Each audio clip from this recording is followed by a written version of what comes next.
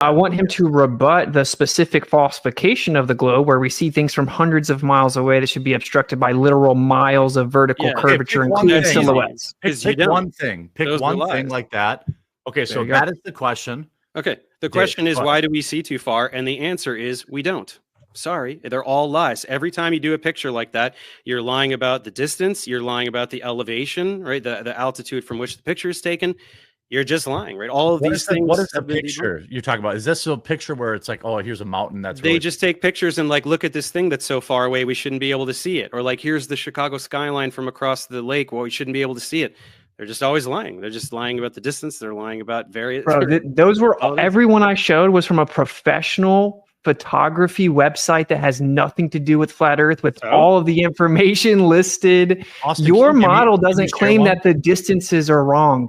That isn't your model's answer. No, you guys just lie. You guys just lie. That's all it is. You just lie about how far away things are and how high. It's a professional photography website. It has nothing to do with flat Earth. Well, can you share one so people can see what you guys are talking about, please? Yeah, sure. Anyone you want, as long as Dave agrees that it looks good. Share one that you think, Austin, that you think. I'm trying to, share one that you think supports your position, and then Dave can debunk the photo, or he can share his criticisms of the photo. So this was the world record at the time. It's been beaten now for the longest line of sight photograph ever taken. This is a mountain called Pic Gaspard. Okay. And it was, so now on a globe, if I look out, the Earth should be curving and blocking things in the distance, similar to how I can't look around a corner, right? Like if I look, it's like looking at a hill. So if based on your height, it's taken at 12,000 feet though, right? Correct. Right. So what you do is you pull up Earth Curve Calculator, you put the observer height in, and then it'll tell you where the horizon will be, and it'll tell you how much of the target hidden height there is. So this is from the Earth Curve Calculator, official calculator. And if you look at it, the observer was 9,000 feet up. The target hidden height, meaning how much Earth curvature should be there, is 16,000 feet. And the top of the tallest part of the mountain is only 12,000 feet. That means the top of that mountain should be 4,000 feet below Earth curvature. Okay. And then Dave, what do you say to that?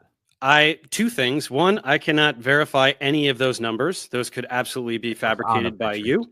And number two, we're not doing any of the math. So those are two things that are not being verified.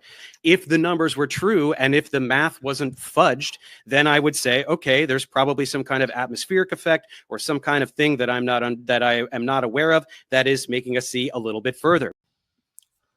Now, I'm not a fan of Whitsitt, but he presented about 10 different pics, and he had the numbers on the pics from an Earth Curve calculator showing things that we shouldn't see on a globe, Professor Dave. And what was your explanation for all of this? Well, it's all lies. You lie about the distance. You lie about the elevation. You lie. These numbers could be absolutely fabricated. We're not doing any of the math. You're lying. You're just a bunch of liars. If the numbers were true and if the math wasn't fudged, then there would have to be probably some kind of atmospheric effect or some kind of thing that I'm not aware of that's making us see a little bit further. A little bit further? Are you fucking serious? With you, it's always excuses. With you, Simon Dan, Booger Eating, Fight the Flat Earth, McToon, and all the rest of you globers. It's always fucking excuses. Atmospheric conditions, temperature, refraction, blah, blah, fucking blah. The Earth is so fucking huge. Blah, blah, blah. Even giving you the benefit of a doubt on things like refraction and other atmospheric conditions, you'd still be seeing things that you shouldn't see on a globe, Professor Dave.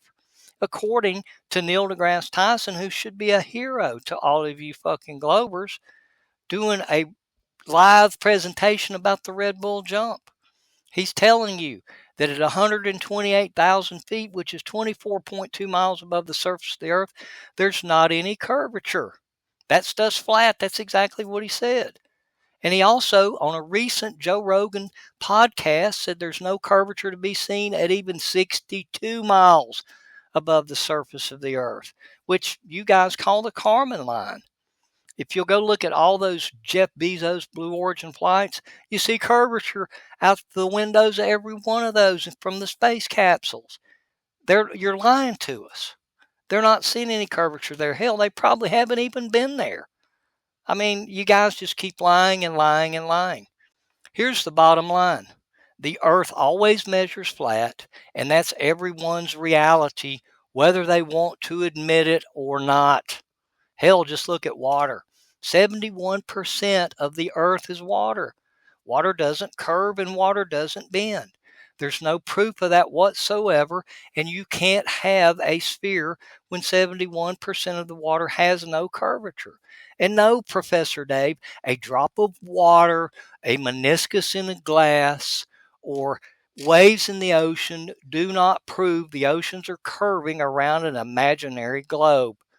If that could be proven 100%, then there would be no one saying the Earth is flat in the first damn place. You have to have curvature to have a sphere with a radius of 3,959 miles. And yet there is no curvature, and that completely debunks the spinning space ball hurtling through a vacuum.